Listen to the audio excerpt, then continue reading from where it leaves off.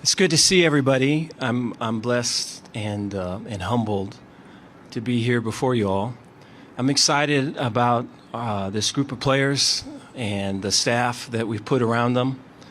There has been an edge in our building since January, and it's been healthy. It's been way evident, and there's a belief that we're going to win, and that's cool to see. You know, the support from our administration. We have Javon Overshone, who's here. That's our deputy AD, and our athletic director, Mac Rhodes. It's just been so strong, and to invest in us and put us in a position to win. And so I can feel that momentum, and I can feel that backing, and I'm energized by it. I've seen, the media poll and kind of where we are predicted to finish, and so I'm excited to prove that wrong. I think in the past couple of years we've done that pretty successfully, both ways, and so excited to get to work and to prove that we're a better team than what we are perceived as.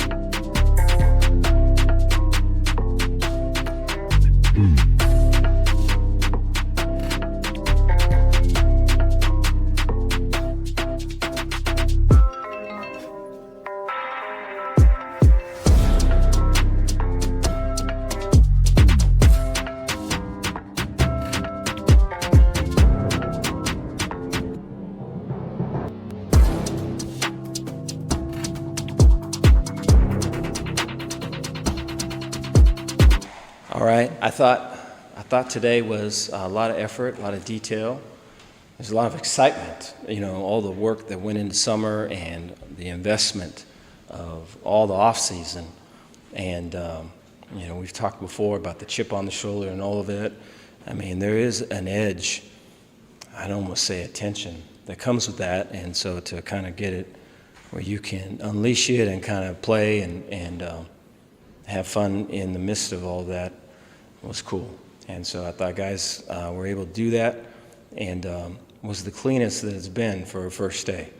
And so that goes back to just all the work that we've put in, whether it's been winter, spring, and summer. There's been a lot of hours put into all of it, so good to see. I think the feeling around the team is good. I think they're excited. They know there's a chance to really be good, and they're going to fight for it. Take questions. You guys got them? I know it's just day one. Are you any closer to a decision at quarterback? No. There's good things, though. I thought, we have put-ups and call-ups at the end of practice. So the put-ups, if guys are doing, positive things, and a call-up if a guy's below the line needs to get called up, and guys were able to put up DQ. So that was really good. And so I think good first day for him. Sawyer's battling and doing his stuff, and so I'm excited to see.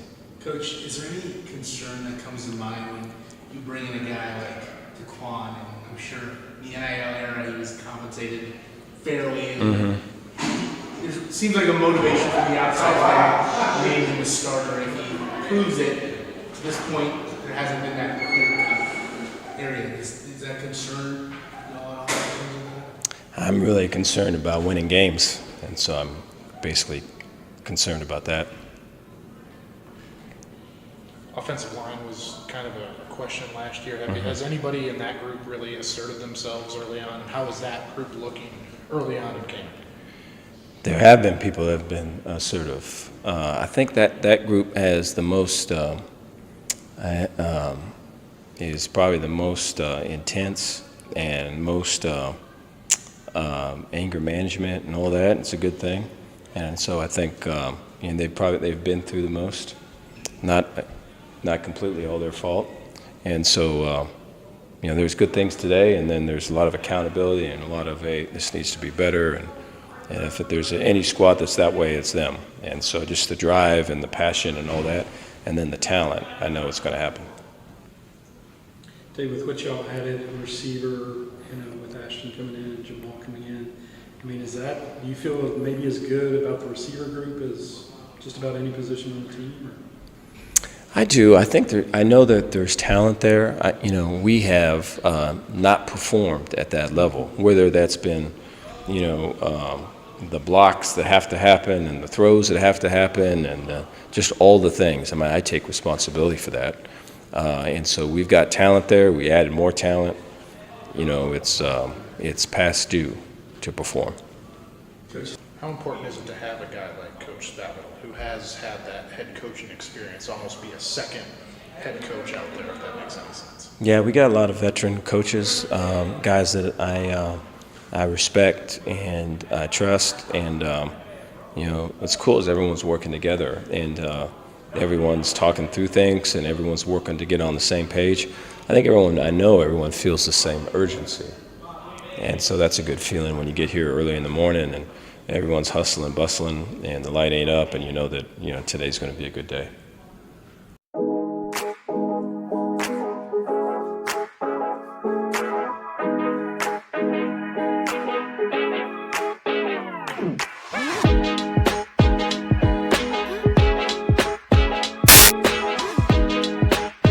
Well, Baylor makes it official, announcing LSU defensive coordinator Dave Aranda as their new head coach, replacing Matt Rule nearly 9 days after Matt Rule left Baylor for the NFL. As the defense walks over, jogs over, runs over, I can tell by the look in their eye that this is going to be 3 and out. Dave Aranda has 20-plus years of experience coaching college football, working his way up from a graduate assistant to a position coach to the defensive mastermind of the 15-0 national champion LSU Tigers.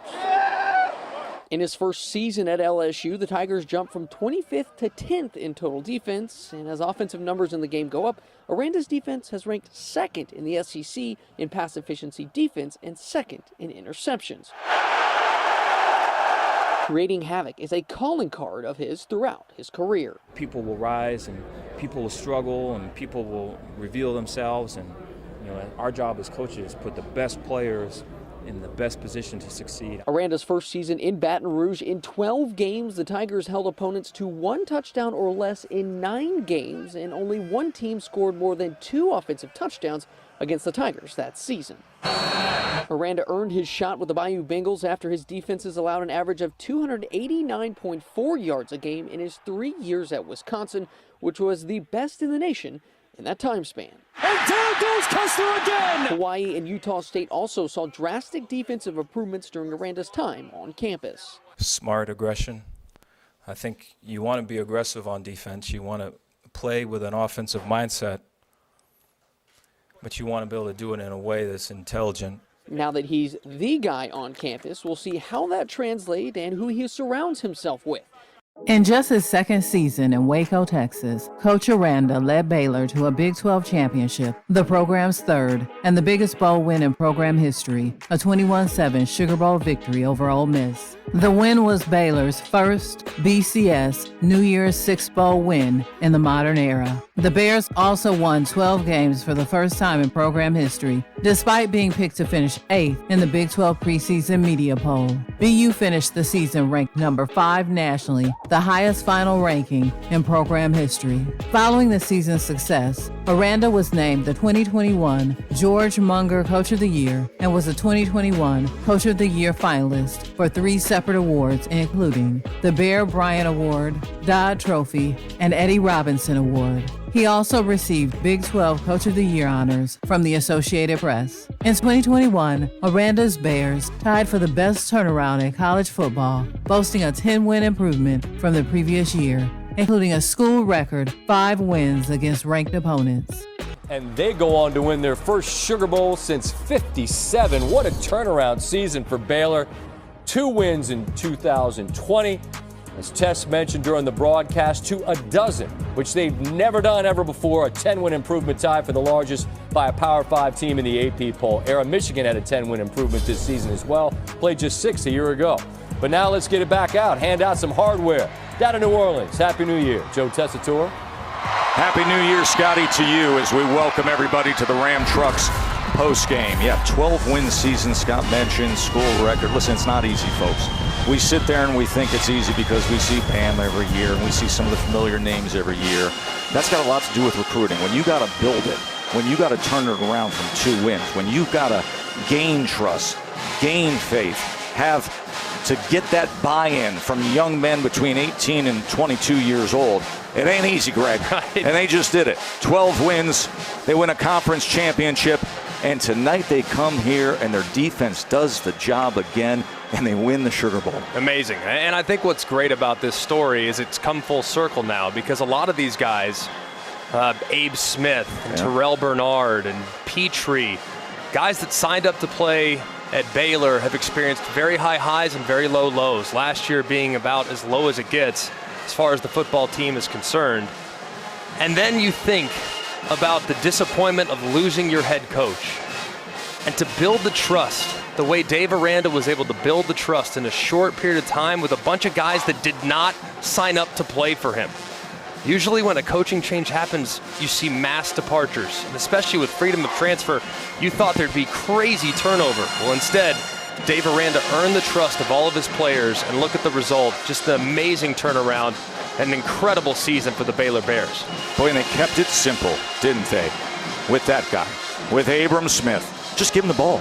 25 times he carried it, 172 yards, and a 21-7 Sugar Bowl win. The 2023 season, however, was a much different story. Baylor was picked 6th out of 14 teams in the preseason media poll of the conference. It was not ranked in the national top 25 polls of media or coaches, though the team did receive some votes. The Bears played 8 of their 12 regular season games at home at McLean Stadium, the largest number of home games in school history, and the most home games in the NCAA FBS this year, along with Penn State, Arizona State, and Mississippi State. This was the first season with Big 12 membership at 14 teams after the realignment upheaval of the preceding years, which saw the league add 4 teams: BYU, UCF, Houston, and Cincinnati. Consequently, the football schedule was no longer a round robin in which every team plays every other team, as was the practice when the league had 10 teams.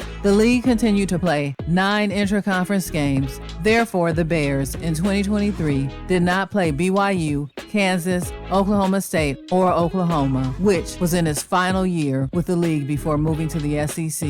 The Bears played 3 of the 4 newcomers. The Bears went 3-9 in Aranda's 4th season at the helm and failed to qualify for a bowl game and suffered their first losing season since 2020, which included the largest comeback in program history, a 36-35 win at UCF that saw Baylor rally from down 28 in the second half to pull off the win.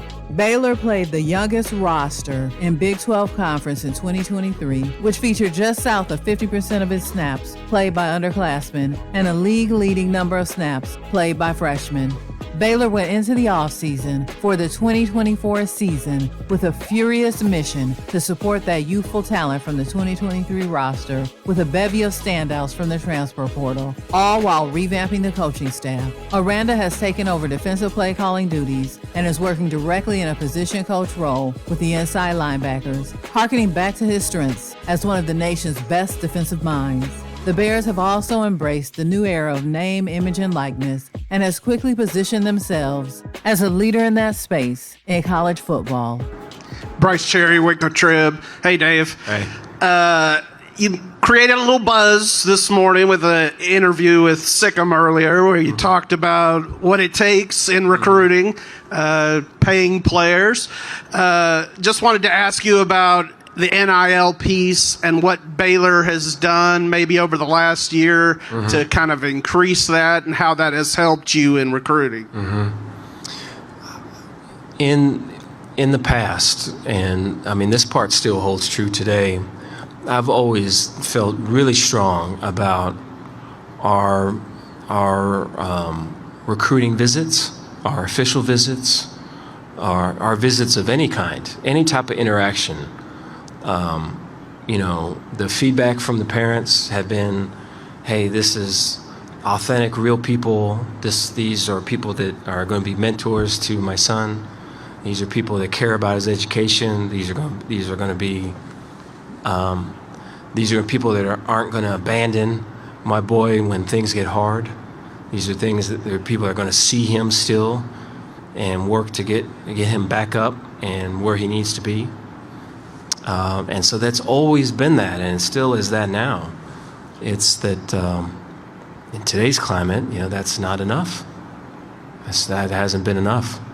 I think that was really kind of the story of last year in a lot of ways. Last year's recruiting is that it wasn't enough. And so now with the money part of it, and I know it's still shocking for people to hear it, but there's certain guys you recruit, and the money part is kind of how maybe we as a general consensus it's shocking to hear it. There's some people you recruit that it's like that, but the higher caliber, the higher ranking guy you go, it is not like that at all. It's like that's the expectation to get into the thing. And then once you get into the thing, it's an escalator to try to win the thing. And so I think you have to say yes to that, because that's where it's at. And the balance is to be that and then not lose who you are, and to not lose the relationships, and not lose the authenticity and being genuine and really caring. Because we talk about buying players, and what you don't want to do is make it so it's so transactional that's what it is. You're buying and discarding and off and on. And so I just feel like, that's the challenge. As coaches, we're trying to get the best recruiting class, but really what we're doing is trying to be transformational and a transactional all the way act. Sean J. Roger from CBS Sports. Coach, how you doing? Good. So, this is kind of a simple question, but what happened last year with 7 or 8 months to think about it? I look at the lessons from last year showing up in the moves that we made this year. And so we're fully invested now in transfer portal. We're fully invested with name, image, likeness. I'm fully invested in football, which I think is probably the number one thing. And I think those things just moving forward, man, just put us on position to be so much better team. And there's just an energy around the building that I think that shows that. I think you talk to any of our kids, they feel that. And so I'm like I say, I'm excited to get started.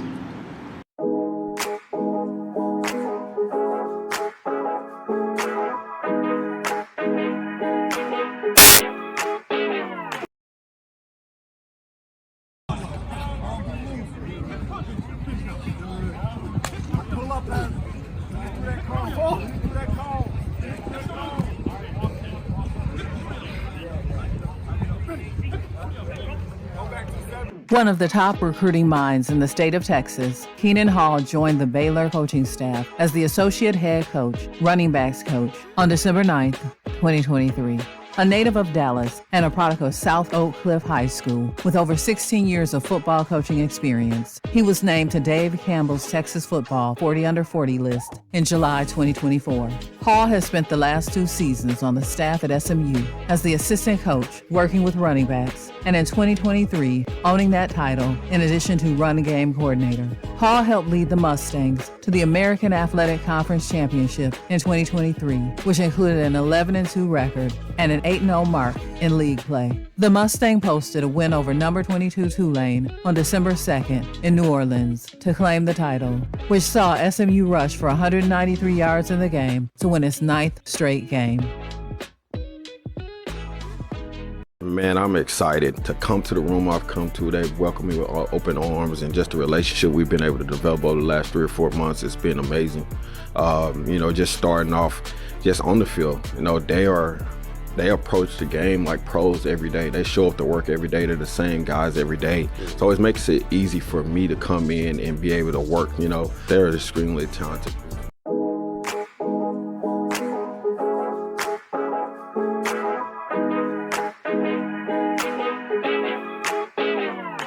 Tulsa, Oklahoma native Jake Spavital was named the offensive coordinator and quarterbacks coach at Baylor on November 30th, 2023. Spavital returns to the Lone Star State after spending the 2023 season as California's offensive coordinator and quarterbacks coach. Spavital is widely considered one of the best offensive minds in college football and brings a bevy of experience to Waco, including 4 years as the head coach at Texas State. He has also worked as the OC QB coach at West Virginia and Texas A&M. As an offensive coordinator, Spavital has led 6 top 20 offenses and helped his squad earn a spot in the AP Top 25 poll in 7 different seasons. The Jake Spavital era has officially made its way to Waco, and let's just say the Bear Raid offense is loading for Baylor. After serving as the Cal offensive coordinator and Texas State head coach, Spavital brings an up-tempo spread offense mindset with a downhill approach in the run game. And for Spavital, quarterback play is the key to success, and he wants the stud under center to absolutely unleash, approaching each matchup with the goal of 10 shots vertically downfield, a kind of offense Baylor fans rarely saw this season. After addressing the media for the first time on Monday, Spavital's goal is simple.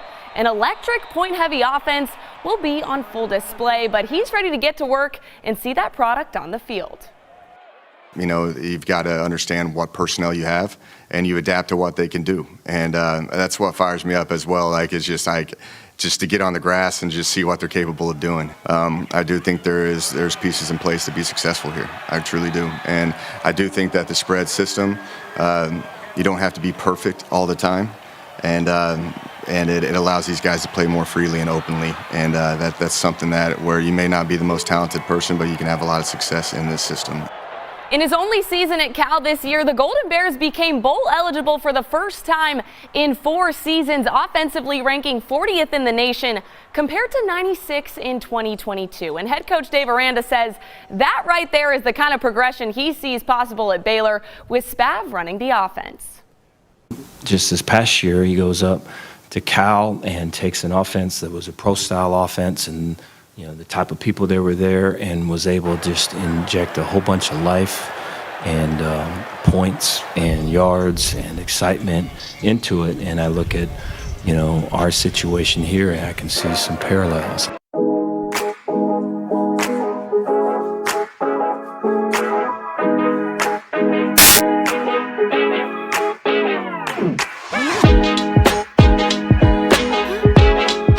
The Bears have a new leader of the defense. It's a familiar face. It's former safeties and special teams coach Matt Powledge, who was at Baylor during the 20 and 21 seasons, will return to Waco to take over as Baylor's DC, following a season as the co-DC and safeties coach at Oregon this past season. During his first stint with the Bears, Powledge was in charge of a group on the defensive side of the ball that featured NFL draft picks in Jalen Petrie, who of course was the 2021 Big 12 Defensive Player of the Year and a second-round draft pick of the Texans, along with J.T. Woods.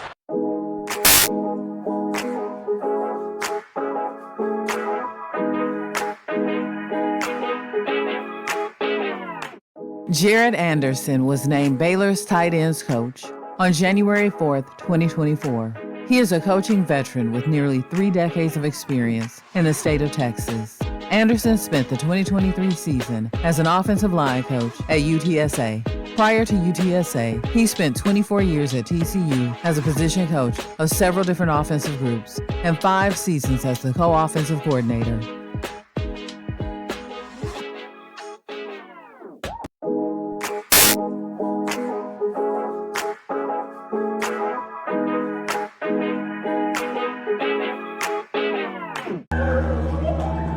Out from midnight until like 2:30 on a Friday or a Saturday night when you want to go to the club or you want to go to a bar, you want to go to a house party. No, we would work out at midnight.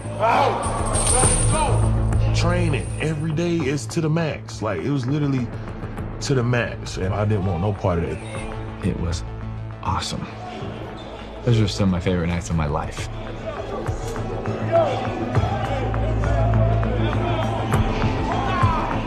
No matter how much you prepare, you know in that workout that everything in you is going to say stop. But will you?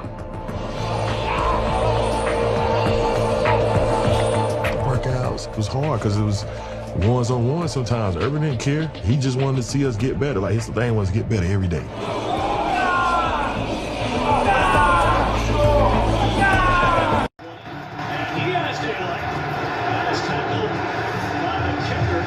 Brandon James returns it to the 40-yard line. We're on the plus territory 4 or 5 plays later.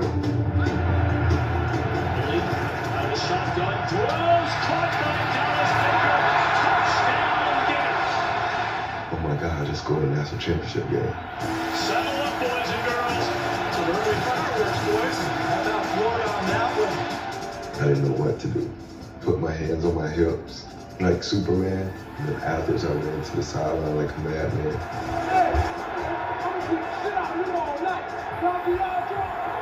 New Smyrna Beach, Florida native Dallas Baker was named Baylor's wide receiver coach in January 2022. He came to Baylor with 7 years of coaching experience.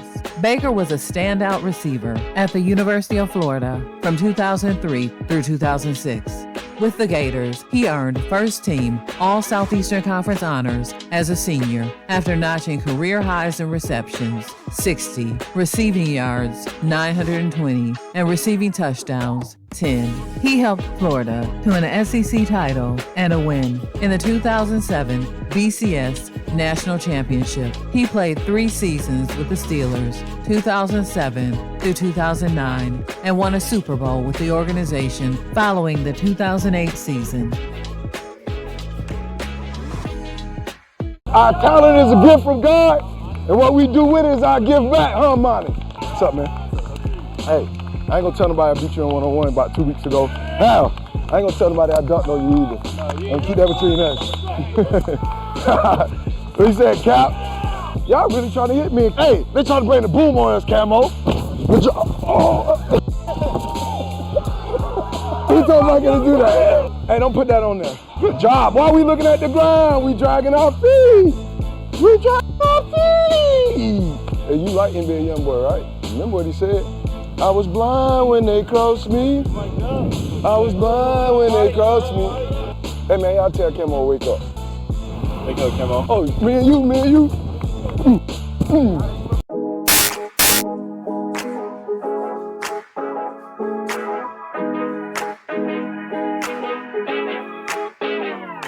A native of Kaneohe, Hawaii, Inoki Brechterfield was named Baylor's defensive line coach in March 2024. One of the nation's most accomplished defensive line coaches, Brechterfield joins the Baylor staff after working to lead Washington to the national championship game in 2023 and an 11-2 mark in 2022. Brechterfield served as Coach Aranda's defensive line coach during the 2015 season at Wisconsin. Aranda's last year leading the Badger defense, which led the nation in scoring defense. Brechterfield spent 6 seasons, 2015 through 2020, at Wisconsin. He has coached some of the top defensive players in the game, including mentoring eventual NFL Defensive Player of the Year, Aaron Donald, as his position coach at Pitt. I would say my junior year in college, I had a defensive line coach by the name of Coach Noakes. You know, he's actually helped me and taught me how to actually study film. Coach Noakes is Coach Inoke Brechterfield, a local boy and a Damien Memorial School graduate.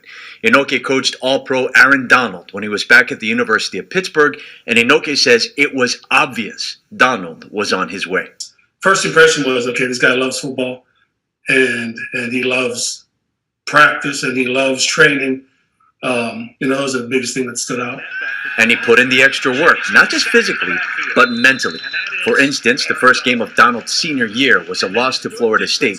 And while everyone else left the stadium after the game, Inoke later learned that Donald stuck around to watch the video and left a whole bunch of notes. He had to watch the film before he went home. And he would, starting from that game, he would leave notes on the board.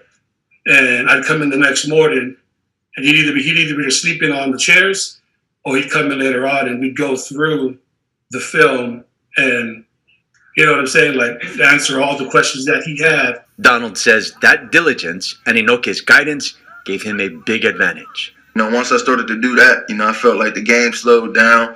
You might see certain formations or certain stands that a guy got, it's a pass, it's a run, where they're going, to the point where you can go 100 miles per hour. So once I started doing that and watching film with him, and he actually teaching me what I'm watching instead of just watching it, and you actually studying a guy, I feel like that's when I started seeing my game go to another level. But as intense a competitor as Donald is, there is a lighter side. He loves playing jokes on his teammates. He'd always go around putting salt in everyone's Gatorade. You know what I mean? Like, people go to the restroom and I don't know where he gets salt packets from, but he always have salt packets on it. And he'd always, dump salt in the Gatorade, and when they come back from the bathroom, After college, Donald was a first-round draft pick and has been named Defensive Player of the Year 3 times already. And yet he still keeps in touch with Coach Noakes, still mentions him in interviews, and still makes time to chat whenever they can. To help guys achieve their goals, you know what I mean? But you're right, it is pretty cool to look back and see Aaron doing what he's doing, and not forgetting, the guys that helped him kind of get to where he's at and has had an impact on him. Like I said, I text, he texts right back, calls right back. And so he's the guy that appreciates those type of things.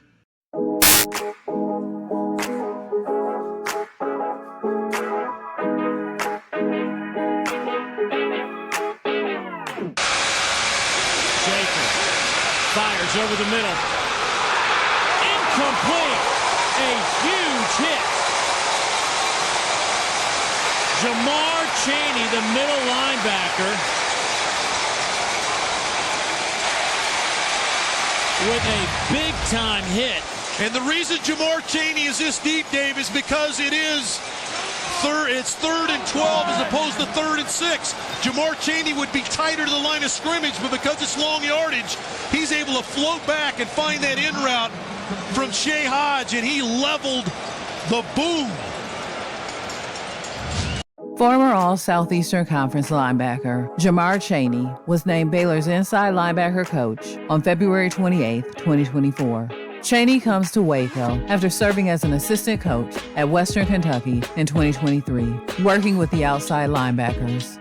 Coach Chaney, a Fort Pierce, Florida native, had a decorated playing career in Starkville, Mississippi, starring at weak side and middle linebacker in the Magnolia State. He earned all SEC honors after going for 89 tackles in 2007, leading MSU to 8 wins. He played in 49 total games from 2005 through 2009 with 286 career tackles. And in 2009, rivals ranked Chaney as the most underrated player in the SEC. He went on to earn South Team Defensive Player of the Game honors in the 2010 Senior Bowl, leading to a selection by the Eagles in the NFL Draft. Chaney saw time in the NFL with the Eagles, Atlanta Falcons, Denver Broncos, and Oakland Raiders.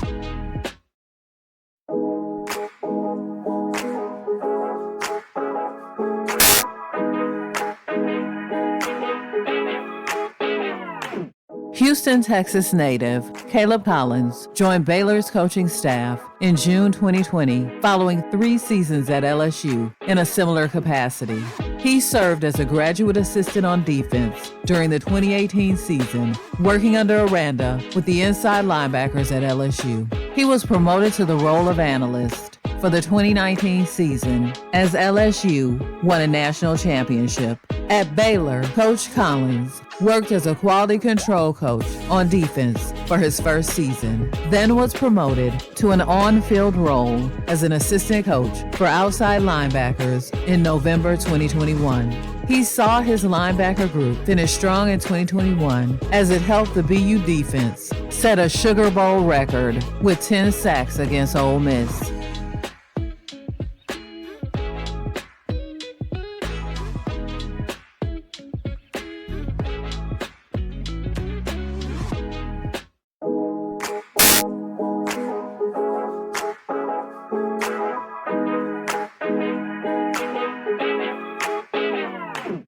Coach Kevin Curtis joined the Baylor football staff in February 2021. He serves as cornerbacks coach. Curtis was honored in 2022 as one of the latest inductees into the Texas Tech Hall of Fame. He was one of the top defensive backs in Tech history, earning 2 All-America honors and 3 All-Big 12 accolades at safety. Coach Curtis played safety at Texas Tech, while Baylor head coach Dave Aranda was a member of the Red Raider coaching staff from 2000 through 2001.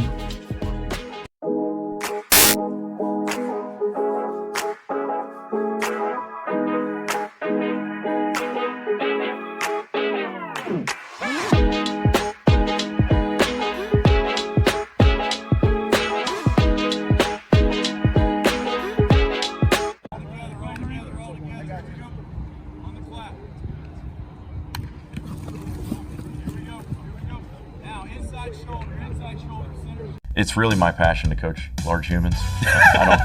Offensive linemen, I like being around them. I always have my entire life. Yeah. All my friends growing up were offensive linemen. I think they're different. I think they're special. I think that they create an identity for your program. Yep. And so all of that, and then again, still being in the state of Texas. Mm-hmm. Both my children were born here, so this is kind of home for our family. Although like I said, I'm from Georgia, and my wife's from Louisiana. This is kind of our home as a family.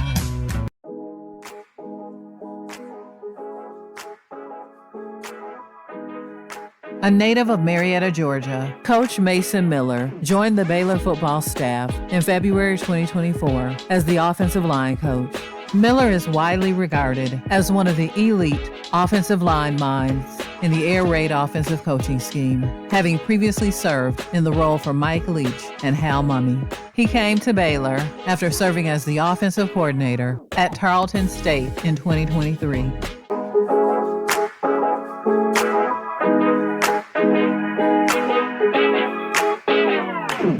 Welcome into Sikkim 365. I'm your host, Grayson Grunhafer. We are doing a quick reaction here. It's fall camp. Day one, I don't know if you can tell from behind me, but we've been out here for the first day, getting to watch a bunch of different things from quarterbacks to wide receivers to defense line to offensive line.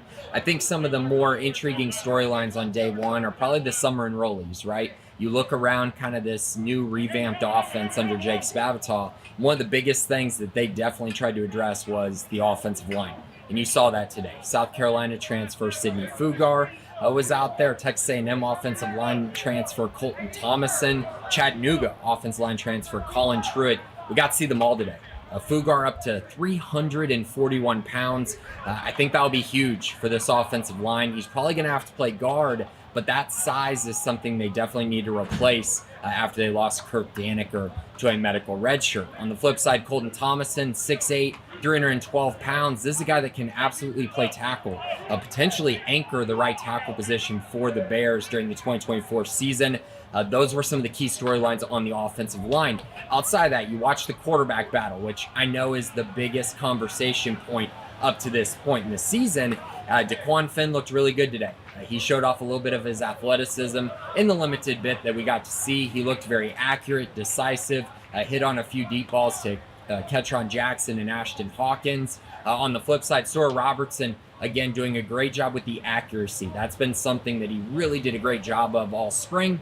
It has translated a little bit to the start of fall camp. He was on the money with all the short throws, hit on a couple deep balls, missed a few as well. That's to be expected. It's day number one. That battle continues on through fall camp. Outside of that, we got to watch a little bit of the defensive line. Got to see Ronnie Maggio, the new JUCO defense lineman they brought in, as well as the rest of the unit that was out there. Got to see Jacquez Evans at edge, the Western Kentucky transfer. Nice to see him next to Steve Linton and Garmin Randolph, as that is going to be a very intriguing trio, I think, for Baylor as far as pass rushing goes. The defense line looks really big.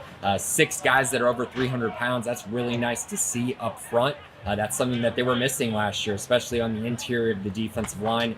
That's an area they've addressed. I think they look a lot better, a lot more physically prepared for the season, as we also saw again with the offensive line. Outside of that, it was just a great first day to be out there. I mean, got to see a lot of different players that we haven't seen before in this new era of the transfer portal. Got to see the new coaches that they've brought in, their first fall for some of them, and just seeing how they adapt. It was a hot one, but it was a great first day of fall camp. My expectations are really high. We have the guys to do something really special this year. coaches are helping us to get to where we want to get to so we can achieve those goals. And I just expect to win a lot of games. I feel like that should be the expectation. I've been here a little while now, and I've seen like what it takes. We acquired all the pieces in the offseason. We're starting to put it together, and I feel like we have the opportunity to win every game. I truly believe that. There's a standard. We're not lowering the standard for nobody. Everybody got to reach the standard. We want it all as a team. We know what we can do, what we're capable of. We want to bring that Baylor swag back. Expectations for the team this year is to win the Big 12 championship. I think that's everyone's goal. It's everyone's mindset. If you want to play in the league, you got to make that play. We're not just working hard just to work hard. We're working hard so that it's easy when it comes game time. Competition breeds excellence, and so that's kind of like the goal of the quarterback room. I'm shooting for the stars, setting the standard and just, letting the whole nation know that Baylor is back.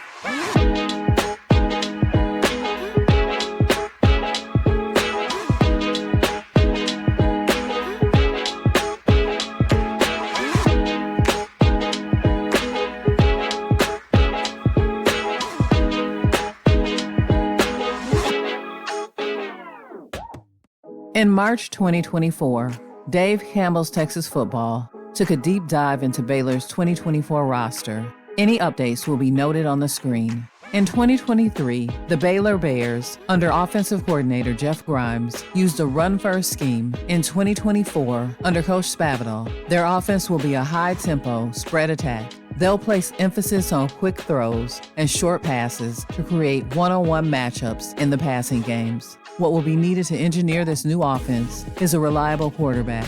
University of Toledo transfer quarterback DeJuan Finn threw for more than 7,000 yards and rushed for over 1,000 in 5 seasons in the Mid-Atlantic Conference. In March 2024, Dave Campbell's Texas Football had him projected to be the starting quarterback.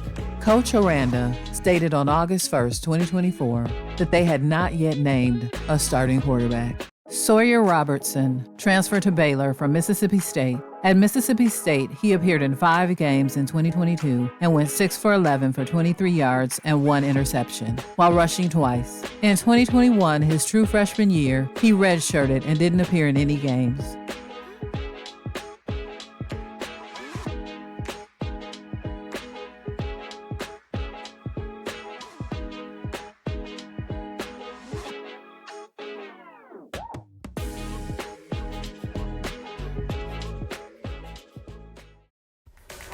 After coming in second in the battle to be Baylor's starting quarterback this fall to incumbent starter Blake Shapen, at least for now, Dave Aranda was asked where he felt Sawyer Robertson, the transfer from Mississippi State, was in his journey at Baylor. Aranda said the coaching staff is excited about Robertson's future in green and gold, and that the biggest key for moving number 13 forward is to keep slowing the game down mentally. That, he says, will help him understand and therefore lead the offense even better for when his time comes.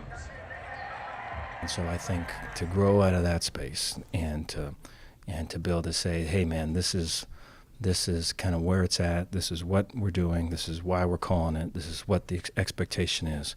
And those are all things I know he's been working overtime to get to that spot. I think it's just a matter of time. In 2023, as Baylor's backup quarterback, he played in 6 of 12 games and made 4 starts at quarterback in place of the injured starter. He was 66 for 117 with 2 touchdowns and 4 interceptions. He also rushed 35 times for 69 yards and a score. I thought our quarterbacks competed. I thought that they made some big third down conversions. I thought DQ scrambled well. I thought that Sawyer was able to see stuff and get us in and out of protections with things. I think overall we can probably play better there. Dave, when do you need to name a starting quarterback? Is there like weekend before the first game? I think the sooner is better. Sooner is better. For what you could do when you name a guy, then you can give him more reps. You can your team will kind of coalesce around him, and you can if there's right now there's this set of plays for this quarterback, And then there's similar, but then these set of plays for that quarterback, you can kind of, narrow all that down. And so we need to get that done. We're fighting to do that. Are you disappointed nobody is like jumped out there, or is it that much of a close competition? It's a close competition.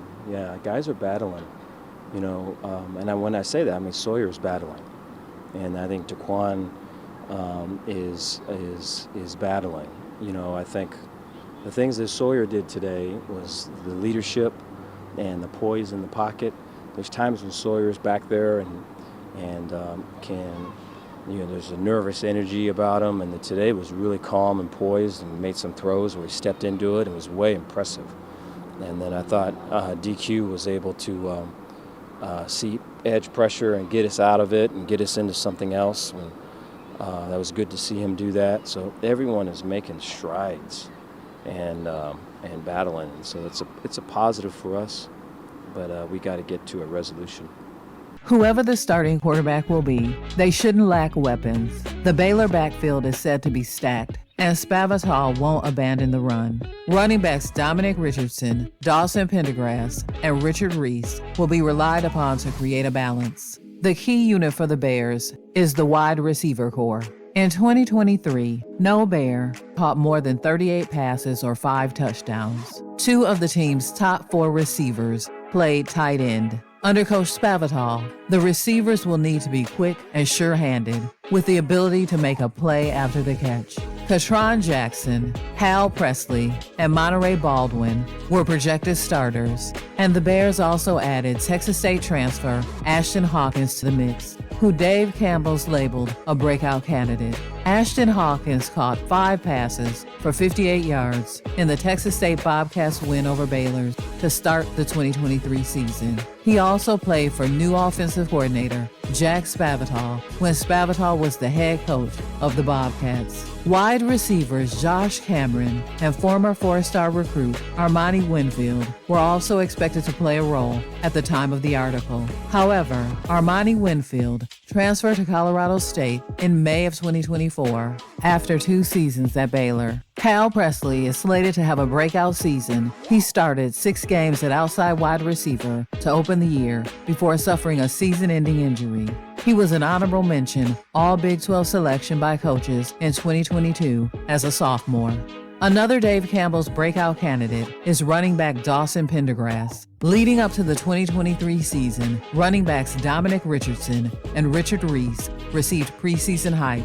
In 2023, Dawson Pendergrass played in 11 games as a leading offensive threat out of the running back position. He rushed 79 times for 338 yards and a team-high 5 touchdowns. He also caught 26 balls for 199 yards and 2 touchdowns. He returned 3 kickoffs for 49 yards.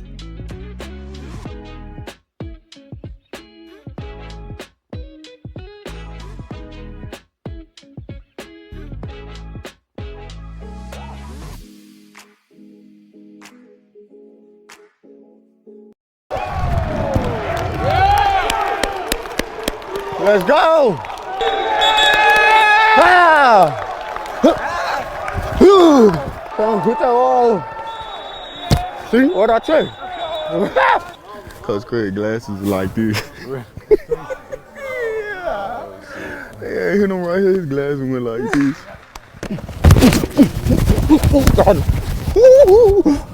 Cause if you like, oh, man, you gonna mess up. you gonna mess up, bro. Trying to do all this, you not gonna get the play in. Just calm down, look at it. Oh. Back in 2024, back to kick returner. What a bless. There you go. There you go. There you go. Oh, that shit right there. Coach Bate don't want me over there. You see that? He said, punt return. You said, no. No, that's you don't want me over here? I just asked him. Too slow. He too slow. Ain't gonna lie, we all gotta get low, bro. We all high, yeah.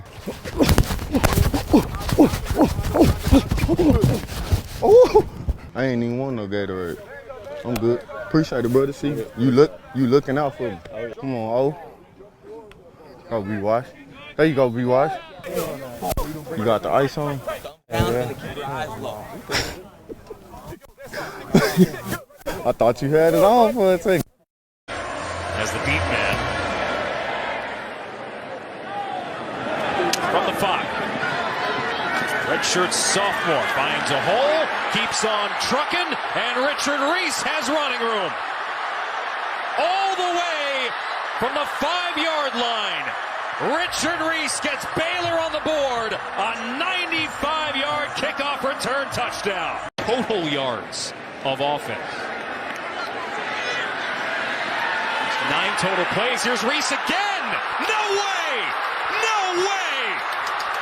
Richard Reese, lightning strikes twice. The biggest question for the offense, according to Dave Campbell's Texas Football, is Finn the difference maker. The Dave Aranda tenure at Baylor has been devoid of a star quarterback, even in the 12-win 2021 season that ended in a Big 12 and Sugar Bowl championship. When you think of Baylor football, you can't help but think of Robert Griffin III, a once-in-a-generational, transcendent student-athlete who lifted Baylor to decades-high heights en route to earning a 2011 Heisman Trophy Memorial Award. An exceptional athlete and leader, became not only the face of the Baylor football program, but also an ambassador of Baylor University in 4 years in Waco. Will DeQuan Finn emerged as not only the starting quarterback, but also the star quarterback that Dave Aranda has been missing. Finn is a dual threat who accounted for nearly 9,000 total yards and 90 touchdowns in his 5-year career at Toledo. He was the MAC MVP in 2023 and brings 32 career starts to Baylor. How do you go from Toledo to where you're the guy to now a place where you kind of got to earn that starting spot? How do you keep it, that same level of intensity and mentality? Yeah, just really just chopping wood, and carrying water, just put my head down, just getting straight to work, not worry about, the outside noise, just having tunnel vision, just keeping everything, just sharp. Me and Sawyer and the rest of the QBs, we sharpen each other up, you know what I'm saying, asking questions with each other, we just talking ball, stuff like that. But, we just chopping wood, just put my head down, just get to work. That's all I care about right now, so. Coach Aranda says you continue to battle, obviously, everything. What's your relationship with DeQuan, and how is that battle going for you? It's been good. Yeah, I'm a firm believer in competition breeds excellence, and DQ is awesome to have around because I know I'm becoming a better quarterback.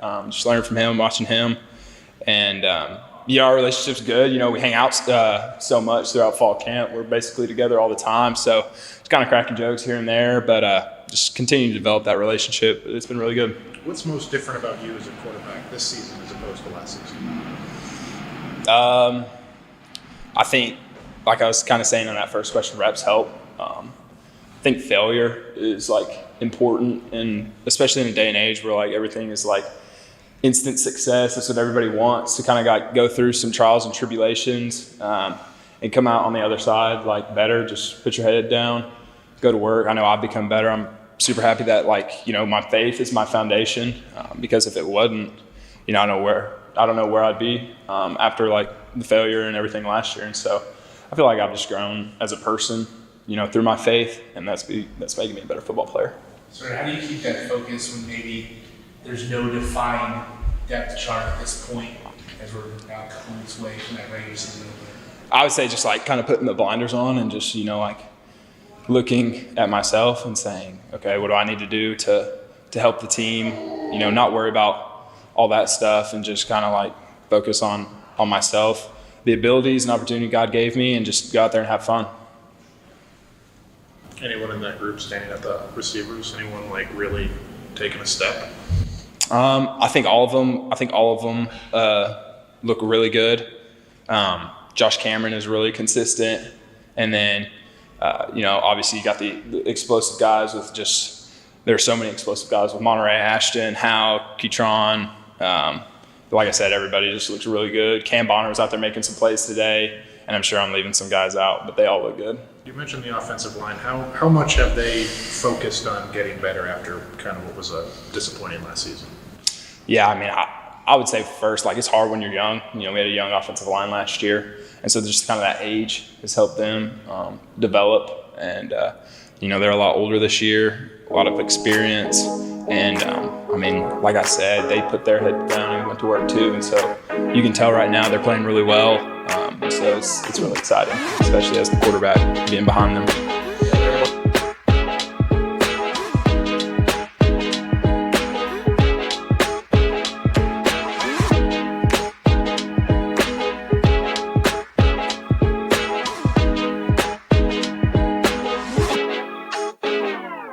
You know, just being a freshman and just having an impact on that type of game, like, it just felt good, like, to come to a program and just help out like I did. But, like, the memory I'm going to always remember is that fumble recovery and how I stayed up. Like, till this day, I still don't know how I stayed up. I still do not know how I stayed up. But luckily, I did stay up, you know, to get us that touchdown and for us to come up. You know, it was just a big game, and then it was just a great team win, you know, by the offense too, because, you know, they had to do a lot to get those points on the board and for us to be able to come back, so.